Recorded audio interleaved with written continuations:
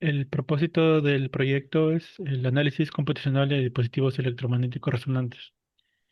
Este es un proyecto de investigación financiado por Prociencia, que es una entidad que brinda apoyo económico, apoyo financiero a los proyectos de investigación y desarrollo aquí en Perú.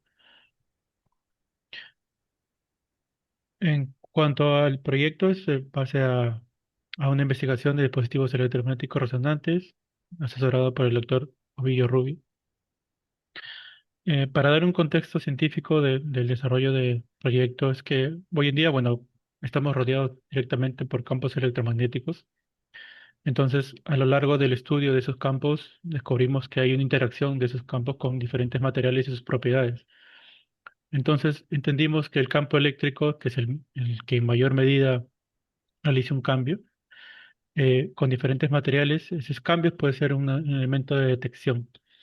Entonces, ¿cómo magnificar esa intensidad de ese campo eléctrico como un elemento de detección para elaborar, para censar ciertos materiales, ciertas muestras, ¿no? Entonces, es necesario que ese campo, en ese cambio, se requiera una mayor intensidad. Entonces, para ello, usamos la resonancia electromagnética, no del ámbito de salud, sino del ámbito como una onda mecánica, o el análogo a una onda mecánica. Entonces, dos ondas que se propagan llegan a un punto en que sus fases entran en sincronía y su amplitud aumenta, ¿no? Eso se le llama resonancia electromagnética o resonancia del campo eléctrico específicamente. Eso genera zonas en un dominio físico de mayor intensidad de campo eléctrico. Entonces, justamente en ese dominio, el campo evanescente alrededor de ese dominio, se puede cambiar ese medio que está circundante y colocar un medio de muestra. Ese medio de muestra nos permite a nosotros cuantificar o caracterizar esa muestra con diferentes cambios de las propiedades del campo eléctrico. Pero todo eso es un dispositivo, en esa extracción, el dispositivo físico en sí debe ser analizado. Entonces, para analizar ese fenómeno de resonancia, es un fenómeno cambiante en el tiempo, por lo tanto requiere de un análisis transitorio. Pero para hacer un análisis transitorio en un dispositivo físico, a nivel computacional, requiere que ese medio físico, ese medio continuo, sea discretizado a un medio en que se pueda manejar computacionalmente. Entonces, lo requerido para analizar este fenómeno de resonancia electromagnética es pasar de un medio continuo a un medio discreto, para poder indexar cualquier parte de su dominio y poder asignarle ciertas propiedades, ciertos cambios que nosotros requiramos analizar. Para ello, nos basamos en la celda de G, que hace una distribución del campo eléctrico con cierta distribución. ¿Por qué? Porque en un medio discreto los el campo eléctrico y el campo magnético no interactúan simultáneamente como en un campo continuo, ¿no? En un medio continuo, perdón. Entonces, para emular ese comportamiento en un medio continuo, requerimos o eh, trabajamos con las celdas de allí, que nos puede permitir o trabajar o emular ese comportamiento simultáneo, pero ya en un medio discreto. Entonces, hasta el momento entendemos que tenemos que trabajar con el fenómeno de resonancia electromagnética, trabajar en un medio discreto que debe ser, eh, bueno, valga la redundancia, discretizado, y obviamente entender la distribución de campo eléctrico y campo magnético en un medio ya discretizado. Y para entender ese comportamiento, hacemos uso de las ecuaciones de Maxwell. Son cuatro ecuaciones muy bien conocidas: la ley de Ampère, de Faraday, la ley de Gauss para el campo eléctrico y para el campo magnético también. Haciendo un arreglo matemático, podemos deducir dos ecuaciones generales. Esas ecuaciones relacionan el cambio temporal que tiene un campo con el cambio en el espacio del otro campo, considerando fuentes de digitación en ese dominio y considerando que es la parte más importante también, las propiedades de ese medio, ¿no?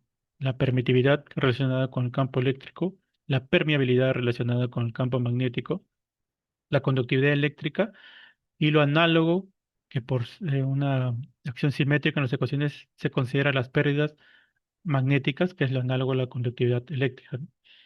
Entendidas estas ecuaciones a nivel general, se puede descomponer en sus componentes cartesianas, y en ello nos recuerda cómo es la interacción perpendicular que tiene un campo con el otro, ¿no? A lo largo de todas sus direcciones.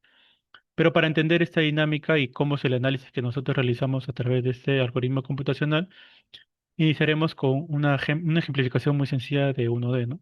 Partimos de las mismas ecuaciones, hacemos suposiciones para empezar vamos de menos a más, ¿no? Un caso ideal a un caso ya más general. Hacemos simplificaciones como que no existe fuentes de campo a lo largo del dominio, no hay pérdidas ni eléctricas ni magnéticas, y como se propaga en una sola dirección, reducimos las ecuaciones aún más. Entonces, estas ecuaciones generales se reducen a dos ecuaciones que relacionan el cambio del campo eléctrico en Z con la propagación en X y el cambio del campo magnético en Y con la propagación en X también.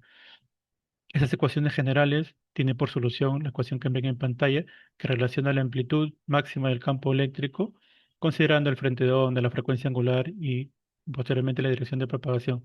En ese medio consideramos que la permitividad y la permeabilidad pertenecen a los reales. No consideramos pérdidas ni magnéticas ni eléctricas.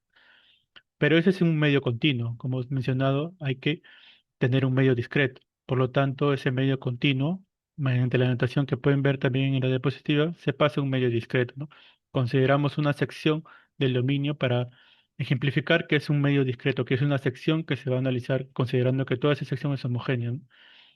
Discretizando la ecuación, las ecuaciones continuas de la propagación en 1D, vemos las ecuaciones discretas que relacionan sus índices discretos, la indexación hecha propia de la discretización a obtener ya una ecuación discreta como tal, ¿no? Entonces, en un medio continuo, sí libre de pérdidas sin fuentes, la propagación es libre hasta que llega a la frontera. Considerando esa frontera, condiciones de frontera de Dirichlet, en este caso en la frontera derecha como campo magnético igual a cero, nos permite a nosotros tener o entender que al momento de llegar a la frontera va a haber una reflexión de la onda, ¿no? Si consideramos el otro caso, que es el campo magnético, campo eléctrico, perdón, igual a cero, hay una reflexión, pero con una inversión de la onda, de la amplitud de la onda. Si consideramos un caso adicional, que es un medio también libre de pérdidas, pero en este caso hay una fuente de campo eléctrico, la ecuación continua también tiene una variante discreta, ¿no?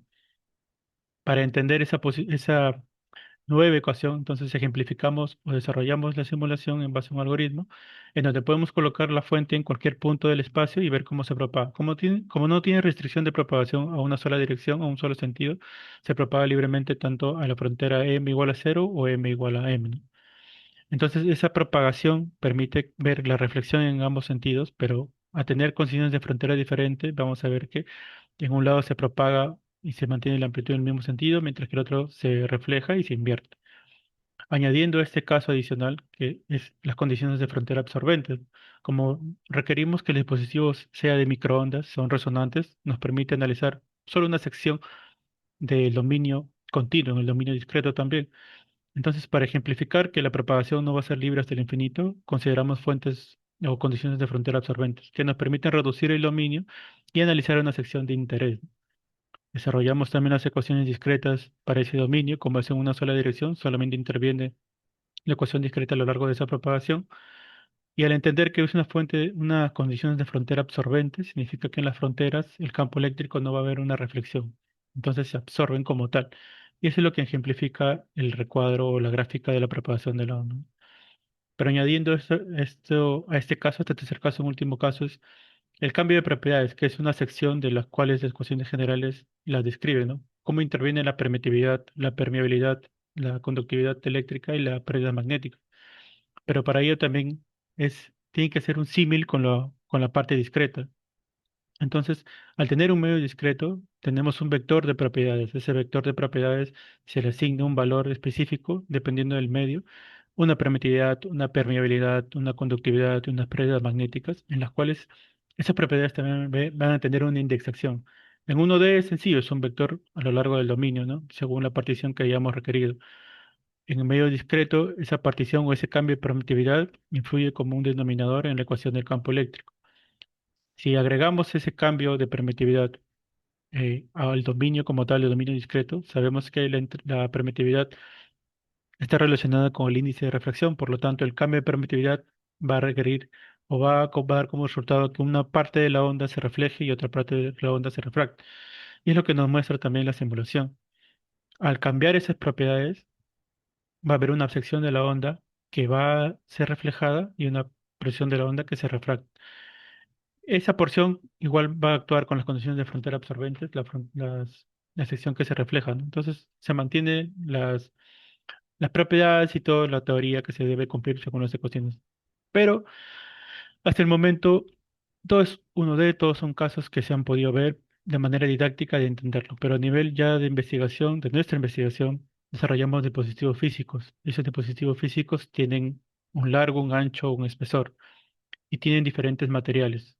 Entonces, requerimos un análisis ya en tres dimensiones que nos permita relacionar la geometría, las dimensiones, el largo, el materiales, las propiedades de los materiales como tal, ¿no?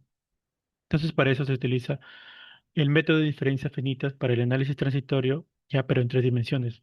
Partimos del mismo concepto, ¿no? Tenemos un medio continuo que es un dispositivo físico, discretizamos ese medio, utilizamos la celda de allí para direccionar o para tener el comportamiento del campo eléctrico y el campo magnético en un medio discreto. Trabajamos con las ecuaciones que ya hemos visto inicialmente, se descomponen en sus componentes cartesianas y tenemos una notación, ¿no? Una notación asignada para poder entender cómo se va a mover el campo magnético, el campo eléctrico a lo largo del tiempo, ¿no? Y un índice discreto para esas cuatro dimensiones.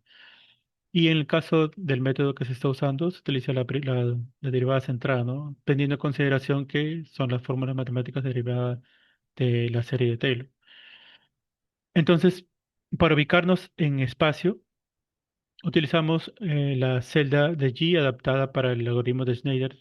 Entonces, se tiene una distribución del campo magnético en las aristas y una distribución del campo eléctrico en las caras, ¿no? Considerando el origen, el centro de la celda, lo que nos permite manipular mejor los coeficientes. Entonces, para ejemplificar la descomposición o el pasar de un medio continuo, de una ecuación continua a una ecuación discreta, partimos de la ecuación del campo eléctrico que relaciona la variación en el tiempo del campo eléctrico. Entonces, distribuimos los coeficientes de permitividad asignados también a la celda de I igual, juntamos los términos necesarios, pasamos de una ecuación continua ya considerando la derivación centrada que hemos visto anteriormente, discretizamos en tiempo, discretizamos en espacio para el campo magnético en Z, para el campo magnético en Y, juntamos los términos semejantes y nos da la ecuación para el campo eléctrico, ¿no? En esa ecuación se le añade también la ecuación de la fuente que se va a requerir, por ejemplo, para la distribución que se requiere de los campos, tanto eléctrico y magnético, se hace en base a la celda de una forma de distribución a nivel discreto. Se agrega el término de fuente también, según sea el caso de la fuente de la dirección de propagación requerida. Igual para el campo magnético, eh, según la distribución de la celda de I que se está utilizando actualmente. Pero tenemos distribución de campo, tenemos un medio discreto que se puede asignar propiedades, pero también qué condiciones de frontera las voy a añadir. Entonces, como yo requiero un análisis en un dominio segmentado, que es un dispositivo resonante que yo analizo directamente, también debo aplicar condiciones de frontera. Y en este caso, aplico condiciones de frontera absorbentes. Pero en el caso de 1D era solamente en un punto discreto en el extremo izquierdo y un punto discreto en el extremo derecho, ¿no? Para ese caso, como es un dominio 3D, ya no hay un punto discreto, sino es un plano discreto. Entonces debo aplicar la condición de frontera al plano perpendicular a la dirección de análisis, ¿no? En el caso de X, tengo que aplicar al plano YZ, ¿no? Por eso aplico condiciones de frontera a la discretización en Y, discretización en Z para ambos extremos. Este mismo caso análogo pasa cuando yo trabajo las condiciones de frontera para el campo eléctrico en Y. Ahora trabajo con el plano X y con el plano Z. Y, y de igual forma se trabaja para las condiciones de frontera absorbentes, tanto para en ese caso de Z, para el plano XY, ¿no? Pero hemos reducido hasta el momento eh, todo lo que se requiere programar en un algoritmo computacional. Tenemos un medio discreto, tenemos las ecuaciones discretas, tenemos las ecuaciones para campo eléctrico, para el campo magnético, tenemos las condiciones de frontera absorbente, las fuentes también que se añaden a lo largo del algoritmo. Pero, ¿cómo pasar eso de ecuaciones discretas escritas, bueno, en papel o en una diapositiva, pero a un algoritmo de computación? El algoritmo que se ha implementado es el siguiente. Primero creo las variables como tal, inicializo los valores del espaciamiento que voy a requerir. Para eso es la discretización, cuánto me voy a desplazar de un punto al otro en X, en Y y en Z. Por ende, también debo incluir qué tamaño va a tener mi dispositivo geométrico, ¿no? Si tengo una dimensión X, entonces en cuántas particiones la voy a dividir ese X, que es mi delta de X, delta de Y y delta de Z respectivamente. ¿Qué tamaño voy a tener el dispositivo físico? ¿Dónde voy a buscar la fuente de campo eléctrico para la simulación? ¿Y cuánto tiempo de simulación voy a tener? Entonces, para ello también requiero de un delta de tiempo. Ese tiempo total, ¿en cuántas particiones la voy a dividir? Inicializo todas esas variables, defino las propiedades que yo requiera a lo largo de un medio homogéneo o no homogéneo, y inicio un bucle de tiempo. Entonces, como es un fenómeno transitorio, el bucle de tiempo debe estar englobado en todo. Inicialmente, en la primera iteración, calculo el campo magnético, calculo el campo eléctrico posteriormente, añado la fuente de campo, aplico las condiciones de frontera y esos valores los voy a guardar. Pero, ¿cuál es el core de todo esto? Yo puedo hacer el cálculo completo, pero por cada iteración de tiempo me va a dar un cálculo de 6 campos, tres del campo magnético y tres del campo eléctrico. Y esos, independientemente de cómo yo voy a calcularlos, siempre me van a generar esos 3 campos porque tienen regresores cada uno en tiempo y espacio. Entonces, todo eso está programado en Julia, pero para entender un poco del tamaño que genera, el tamaño de datos que genera este cálculo, es algo, como pueden ver en pantalla, ¿no? Por cada iteración yo genero 6 campos, independientemente del, del tamaño de la matriz, siempre van a ser 6. Si es más grande la matriz, voy a generar un archivo de mayor peso, y eso se genera a lo largo de todo el tiempo de cálculo. Entonces, lo que se hace es que coger todos esos datos y procesarlos en un procesamiento para que puedan visualizar el fenómeno de propagación o si es que hay un cambio a lo largo del medio, ¿no? Todo eso es procesable. Lo que se ha hecho es generar una animación en diferentes imágenes con barridos. Lo que ven en pantalla es la propagación de un campo electromagnético a lo largo de un medio homogéneo, ¿no? Lo que ven es un barrido de diferentes planos a lo largo de dirección X. Posteriormente hay un barrido a lo largo de la dirección Y. Como es un medio homogéneo y las fronteras son absorbentes, la propagación es libre, no hay reflexiones. Y obviamente también hay una propagación a lo largo de la dirección Z. Entonces, eso es lo que genera el cálculo del algoritmo realizado en Julia, ¿no? Pero el requerido para este proyecto de investigación es analizar dispositivos de diferente dimensión, de diferente material, con diferentes propiedades, ¿no? Para ello interviene cómo voy a distribuir mi cálculo a lo largo de un dispositivo físico. Mi dispositivo físico puede ser más largo que ancho, por el espesor puede ser mínimo, o los diferentes materiales pueden diferir enormemente en los espesores. Entonces, para ello se utiliza un mallado que está relacionado, muy relacionado con la descritización. Si yo utilizo un mallado homogéneo, hacia mi izquierda significa que todos los steps o todos los saltos que da en la dimensión física del dispositivo van a ser iguales, ¿no? Si utilizo un mallado no homogéneo, significa que cada step va a ser diferente en cualquier dirección. Pero ahí interviene directamente en el cálculo porque hay una condición de estabilidad que requerimos, que es la condición de Courant. Entonces, si yo cambio el mallado o el step, en este caso, va a cambiar la condición del step temporal que yo requiero para el cálculo del campo de las ecuaciones del electromagnetismo, ¿no? O sea, las ecuaciones discretas requieren de un step espacial para los regresores en tiempo, en espacio, perdón, y un step temporal para los regresores en tiempo. Y si cambio el medio, si cambio las propiedades del medio, eso influye directamente también en el cálculo, porque al cambiar el medio, la onda electromagnética viaja más lento y por ende la velocidad cambia y la velocidad hay que volver a calcular y eso se calcula directamente en el algoritmo también. Pero entonces, para entender un poco este mallado homogéneo, tenemos dos demostraciones, ¿no? Si yo propago o si tengo un tamaño de matriz igual en ambos medios, tanto en un medio homogéneo y un medio no homogéneo, si tengo un step diferente en ambos, la condición de Coulomb me permite establecer un step temporal diferente, obviamente, porque está limitado por los steps espaciales y eso conlleva a diferentes dimensiones físicas del dispositivo. ¿Eso qué se puede entender? Si yo tengo un mallado homogéneo, más que todas las dimensiones físicas del dispositivo va a variar, ¿no? Si bien si va a estar el comportamiento es similar, pero ya tenemos control de cuán largo quiero que sea mi dispositivo, qué análisis o qué sección de interés voy a analizar a lo largo de todo la investigación que se realice. Entonces, vamos a ver cómo va a influir eh, ese mallado no homogéneo en cómo se propaga una onda y las diferentes propiedades que va a requerir. Si yo tengo una fuente de campo eléctrico que es un pulso modulado, la primera diferencia es que, por ejemplo, si yo trabajo a 1 GHz y tengo un espaciado homogéneo en ambos casos de 1,5 centímetros y 10 centímetros, significa que voy a tener mayor dimensión física para que se propague. Por lo tanto, voy a tener que ver más frentes de onda en un mallado mayor, en un step mayor. Sin embargo, si mantengo un mallado homogéneo, un mismo tamaño de matriz, pero trabajo de frecuencias diferentes, a la que tiene mayor frecuencia, tiene menor longitud de onda, por lo tanto va a encajar más en el mismo espacio físico que se requiere. Y eso lo demuestra también el simulador. En el de la izquierda tiene un espaciado o step espacial de 1,5 centímetros y el de mi derecha tiene un step espacial de 10 centímetros.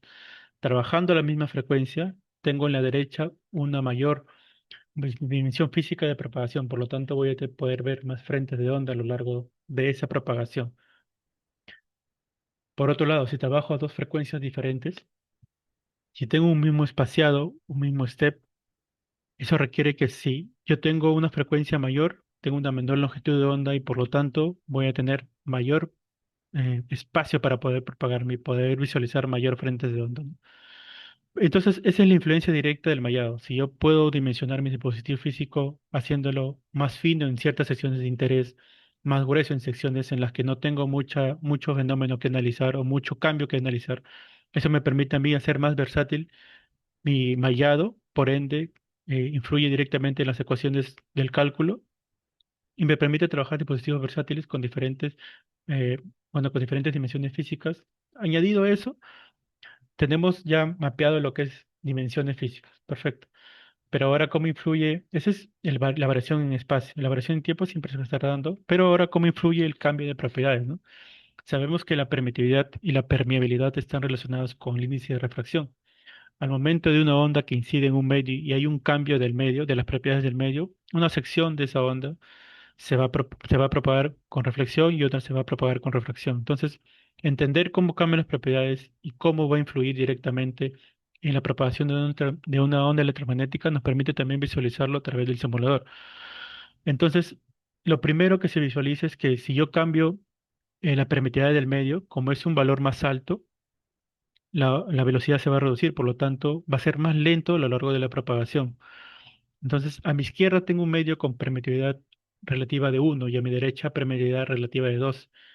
Estando en el mismo tiempo, el de mi derecha se va a propagar con mucha más lentitud, por lo tanto va a ocupar menos espacio en el mismo tiempo de recorrido que va a tener el medio con el permitividad relativa a 1. Pero ese es el primer cambio, el cambio primordial, ¿no? El cambio más significativo es cómo una onda se refleja y una onda se refracta. En mi izquierda tengo un cambio, una transición de medio de una permitividad 2 a una permitividad 12. Eso por ende influye directamente que la mayor parte de la onda se va a reflejar. Por lo tanto, no hay mucho campo que atraviese esa interfaz. En mi derecha tengo el cambio inverso, de una permitividad de 12 a una permitividad de 2. Por lo tanto, hay gran cantidad de la onda que se va a refractar. Y es lo que se ve también en el proceso de propagación de la onda electromagnética. Entonces, hasta el momento ya hemos visto cómo influye el mallado, cómo puedo diferenciar las dimensiones. Ahora ya hemos visto cómo influyen las propiedades, qué cantidad de onda se refracta, qué cantidad de onda se refleja. Mantenemos las condiciones absorbentes. Entonces, eso nos permite a nosotros entender eh, cómo va a funcionar un dispositivo. Pero ahora está la otra parte. Entonces, ¿cómo yo analizo un fenómeno de resonancia? Para ello, utilizo un dispositivo de microondas. Pero añadido a eso, para poder entender que yo requiera la mayor amplitud de mi reflexión, inicio con una discretización, lo que le hemos llamado discretización de una longitud de onda, ¿no? Aprovechando la paridad que tiene una longitud de onda y quiero parametrizar la resonancia, es decir, eh, tener un control de qué dimensiones o qué parámetros yo debo modificar para que mi resonancia sea la máxima y por ende obtener un medio con un campo eléctrico más intenso y por ende nuevamente poder cambiar el medio circundante para analizarlo como un sistema de detección. Parametriza una longitud de onda, ¿no? Como un múltiplo de dos. Para hacer un ejemplo, si yo tengo una frecuencia de 50 GHz y trabajo a una longitud de onda de 6 milímetros, si parametrizo esa longitud de onda, perdón, si discretizo esa longitud de onda en 16 partes, obtengo un step espacial. Y vamos a trabajar con un mallado homogéneo para hacerlo un poco más sencillo el ejemplo. Entonces tengo dos placas conductivas y un dieléctrico en medio, ¿no? Lo que la teoría nos dice es que al propagarse una fuente ubicada en el centro hacia arriba y hacia abajo, hacia las placas conductivas, lo que va a ocasionar es que haya una reflexión completa porque el valor de conductividad es muy alto y por ende va a haber una resonancia de las ondas. Trabajando con un mallado de 0.375 milímetros, obtengo el step espacial que en papers del estado del arte nos sugiere que el step espacial sea del 90 al 95% del valor mínimo que se ha calculado con con condición de estabilidad de Cura, ¿no? Entonces, tenemos una discretización de la longitud de onda. Según el mallado que tenemos, también lo podemos discretizar porque trabajamos con un medio homogéneo, es decir, no va a haber un cambio de velocidad de la luz. Entonces, a consideración nuestra, dejamos que se propague tres longitudes de onda y requerimos que en el medio conductivo se refleje con la mayor amplitud, que es lambda cuartos.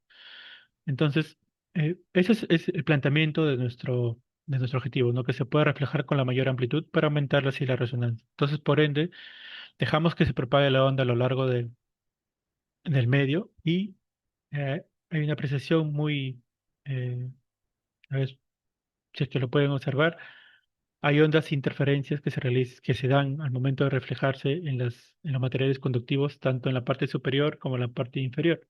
Es un plano de corte a lo largo del medio del dispositivo como tal, utilizando un mallado homogéneo. Entonces, hasta el momento, recapitulando, tenemos cómo se va a comportar un material con un conductor. Sabemos qué condiciones de frontera poder utilizar para poder analizar una sección de interés. Considerando ello, sabemos cómo se va a comportar las ecuaciones si nosotros cambiamos las propiedades. Sabemos cómo se va a comportar en los steps temporales si cambiamos los steps o hacemos un mallado no homogéneo. Entonces, eso nos permite analizar ya un dispositivo resonante como tal, que es una línea de transmisión. Una línea de transmisión microstrip tiene diferentes aplicaciones. Una de sus principales aplicaciones es como un sistema radar. Utilizan un array de esas antenas microstrip para poder mapear o para poder detectar ciertos objetos a lo largo de manejo con drones. Otra aplicación son comunicaciones espaciales, tanto en CubeSats como en rovers. Ahí son antenas de alta frecuencia, que son arrays de antenas de alta frecuencia, que nos permiten comunicarnos con orbitadores o con satélites que orbitan la Tierra para poder establecer comunicaciones. Y la tercera aplicación es como un sistema de detección. Pueden detectar diferentes variaciones en el salud, por ejemplo, de potasio, variaciones de iones de calcio también, de potasio, de sodio, si no me equivoco, el movimiento, pueden detectar el aumento de temperatura y todo eso se detalla en base a una línea de transmisión microstrip. Entonces, tenemos aplicaciones, tenemos cómo funciona, se va a desarrollar la propagación de una onda en diferentes medios y para ello diseñamos una simulación ya más eh, real, ¿no? Con un dispositivo físico fabricado que se ha hecho acá en el laboratorio.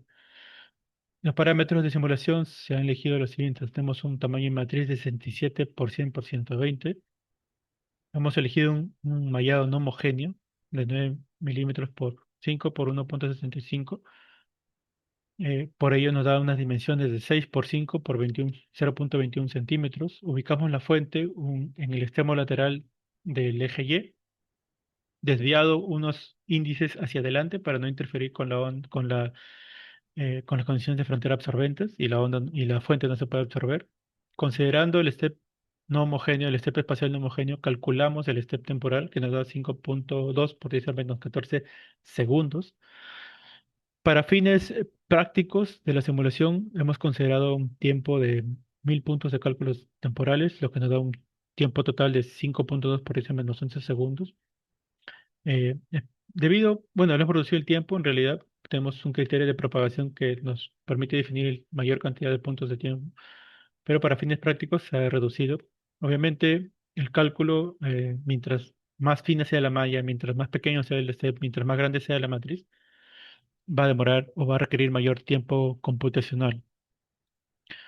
Entonces, una vez que terminamos la emulación, requerimos analizar tres aspectos o tres planos sencillos, ¿no? Uno que es el plano de corte transversal a lo largo de la propagación en la línea de transmisión microstrip. Dos, en el plano YZ, en el plano XZ, es la propagación o los planos de corte donde está la fuente y a lo largo de la línea de transmisión, un corte transversal que nos permite analizar cómo se va a detallar la propagación a lo largo de la línea de transmisión. Y el tercer plano, que es el plano XY, es debajo del elemento conductor de la línea de transmisión, ¿no? Como primer resultado, el plano YZ nos permite visualizar cómo se propaga la onda a lo largo de los materiales conductivos, ¿no? Tengo una línea de transmisión superior que tiene un ancho de 2,7 milímetros y una placa de ground debajo, ¿no? Eso nos permite confinar el campo eléctrico y ver cómo se refleja en los materiales conductivos. Nos permite con ello tener reflexiones y por ende resonancia. Y obviamente se desplaza por la misma propagación del campo de las ondas electromagnéticas, ¿no? Ahora, en el ejemplo anterior vimos que dos placas no debe por qué tener un campo eléctrico sobre la placa conductiva, pero recordemos que esa es una línea de transmisión de un ancho menor. Por lo tanto, hay campo evanescente que rodea los filos del elemento conductor y obviamente parte de la interferencia, parte de la reflexión genera que el campo eléctrico o el campo electromagnético vaya por la parte superior. Eso refleja también la propagación a lo largo de la línea de transmisión microstrip, ¿no? Ese es el plano a lo largo de la sección longitudinal de la línea de transmisión microstrip. Como segundo plano es las, los cortes a lo largo de la fuente y a lo largo del centro de la línea de transmisión. Como pueden ver, ah, a ver, creo que acá se ve mejor. A lo largo de la línea de transmisión hay un cambio significativo, ¿no? Como yo tengo un plano de corte al inicio, donde está la fuente, y un plano de corte justo al centro, perdón, creo que se paró no sé, sí,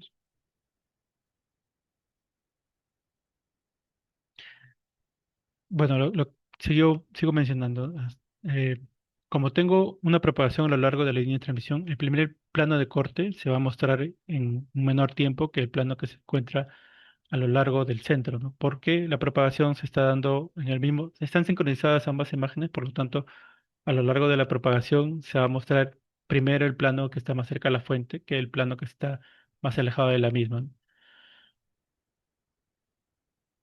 Mm, Me parece, ¿sí, sí pueden ver mi presentación? ¿O se paró? Está un poco, está un poco tenue, pero sí se ve. Ah, permíteme un minuto, por favor. Está un poco borrosa. Sí, sí. Las animaciones sí conllevan un peso en el archivo, por eso que un poco se ha colgado. De un minuto, por favor.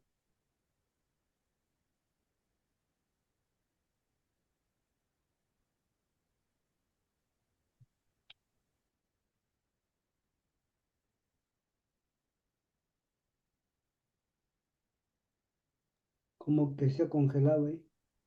Sí, pues genera, bueno, la misma simulación genera un poco de archivos pesados en las simulaciones, pero ya estoy recuperando la presentación.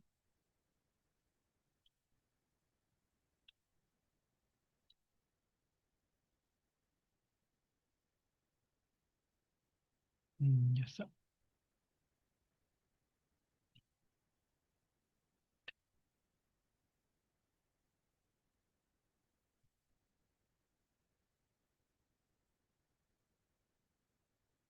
Acá nos quedamos. Entonces, estamos analizando justo eh, esta sección.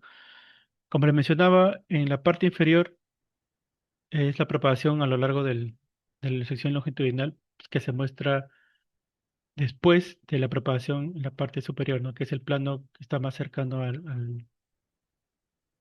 la fuente. Y hay un zoom in de la línea de transmisión que se puede ver como es un material conductivo que tiene una conductividad de 5.8 por eso a las 6 Siemens por metro, que es propio del cobre. Se ve que el campo eléctrico rodea los filos, que son los fringing field del campo eléctrico, el campo electromagnético, perdón, y bueno, bordea propio del material, ¿no? Hay un campo, hay interferencia de los campos a lo largo del rebote como tal de la contención de los campos a lo largo de los elementos conductivos. Pero, a ver, ya hemos visto la parte de cómo se confinan los campos en los elementos conductivos de la línea de transmisión como del ground. Ahora vemos cómo funcionan los fringing fields a lo largo de la línea de transmisión y como tercera parte vemos cómo se va a propagar la onda electromagnética a lo largo de la línea de transmisión, ¿no? Y eso es lo que se muestra finalmente en este plano. Una vez que los campos se han confinado, comienzan a haber una interferencia, comienza a propagarse, comienza a bordear en la línea de transmisión el elemento conductivo y se propaga a lo largo de la línea de transmisión como tal, ¿no? Añadido a esto, este campo confinado propio del elemento conductivo proporciona que es propio de la propagación a lo largo de la línea de transmisión que los campos entren en resonancia y puedan aumentar su intensidad de campo eléctrico como tal y se puede visualizar la propagación a lo largo del mismo. Eh, ah, bueno, esa es la presentación del trabajo de investigación que he venido realizando. Si tuvieran alguna pregunta, un comentario. Ok, gracias, Marco. Eh, Pasamos pues a la etapa de preguntas o sugerencias, comentarios que puedan haber. ¿Puedo hacer un Adelante, comentario, una José. sugerencia? Adelante, José. Ok. Gracias. Está muy interesante y me llamó bastante la atención porque usa usted lo que llaman Find a Different Time Domain Method. ¿Ok? Ujú. Y ese método lo usan en todas partes, pero es un método que tiene problemas. Y hay mucha gente que genera, ¿cómo se llama? Desarrolla métodos para resolver los problemas que tiene este. Sin embargo, este, nosotros, eh, no sé qué tanto sabe usted de los métodos miméticos, nosotros podemos resolver las ecuaciones de Maxwell, pero no en el tiempo, en el frequency domain. Y en la librería que tenemos hay dos ejemplos, uno en una D y otro en 2D, resolviendo las ecuaciones de Maxwell con PML, que es un tipo de Absorbing Boundary Condition. Entonces, no sé, la sugerencia sería que usted le echara un vistazo. En la librería usted puede ver, tiene el código y todo, está en MATLAB, y puede ver el código y puede, este, no es igual para el problema que está haciendo usted, pero puede modificarlo para resolver el problema suyo y comparar. Sería algo interesante, me parece a mí. Sí, coincido con usted, profesor. Sería interesante probar una comparación de ambos métodos para poder también tener una mejor visualización de ambos, ¿no? La resolución, al menos hasta el momento con Julia, nos ha permitido tener buenos resultados. Obviamente utilizamos Julia y eso complementa la respuesta porque nos permite, estamos trabajando actualmente en la paralización de ese Sí, código, ¿no? pero en este caso no estamos hablando de código, estamos hablando del Ujú, método. Entonces, en la librería, nosotros todavía no tenemos Julia completo, estamos haciendo una versión de Julia, ujú. estamos haciendo una versión de Python, la que está en donde está el ejemplo, los ejemplos de Maxwell donde está el código y el ejemplo, pero además con el código está en MATLAB. Pero de todas maneras los resultados los puede ver, ¿me entiendes? Lo puede Ujú, modificar, o puede escribirlo usted en Julia. Lo único es que en el caso nuestro no necesita programar los operadores, ya están ahí, ¿me entiendes? de acuerdo. Ujú, sí, pues lo tendré en cuenta, gracias. Ok. ¿Alguien más tiene alguna pregunta? Hola Marco, buenas tardes. Buenas Está tardes. genial tu trabajo, felicitaciones. De hecho, una presentación hermosa, muy limpia. Y me queda una curiosidad, ¿cómo te fue con los tiempos de cómputo? Debido pues a que en 3D a veces se demora demasiado, pero como trabajas en Joule, eso pues para tener una curiosidad y tener una idea como de comparación con otras opciones. Claro. Bueno, gracias por tu pregunta, Catalina. Bueno, en cuanto a los tiempos de cómputo, la simulación que les he podido presentar con estos parámetros, nosotros estamos mesurando dos tiempos. El primero es el tiempo del cálculo de los campos con Julia, que bajo este mallado nos ha demorado, déjame acá lo tengo anotado, nos ha demorado 43 minutos el tiempo de cálculo. Pero el otro tiempo, que es el tiempo de procesamiento de las imágenes, de las animaciones que se ha visualizado, con este mallado, porque genera eh, cada campo, genera una matriz en 3 dimensiones, y eso se procesa en Python y genera una imagen.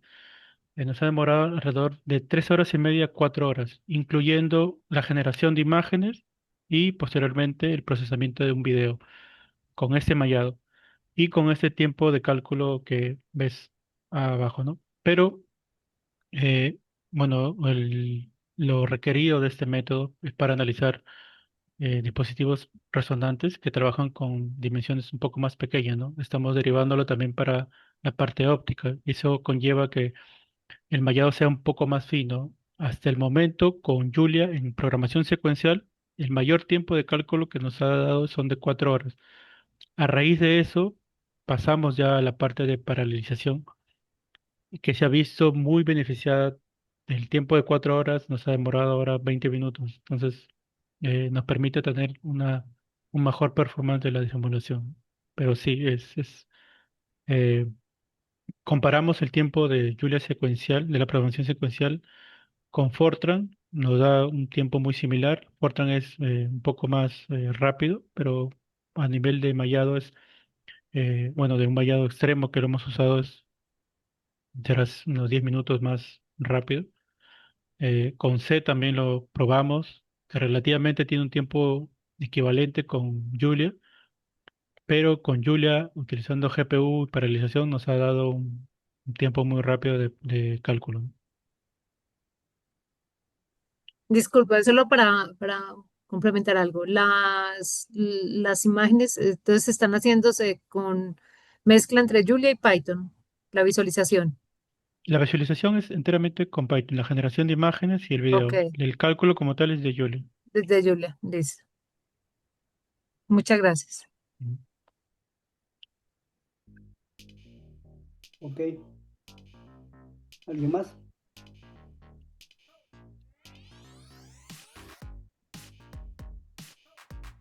Creo que ya terminamos. Muy bien, entonces agradecemos a la presentación de Marco Becerra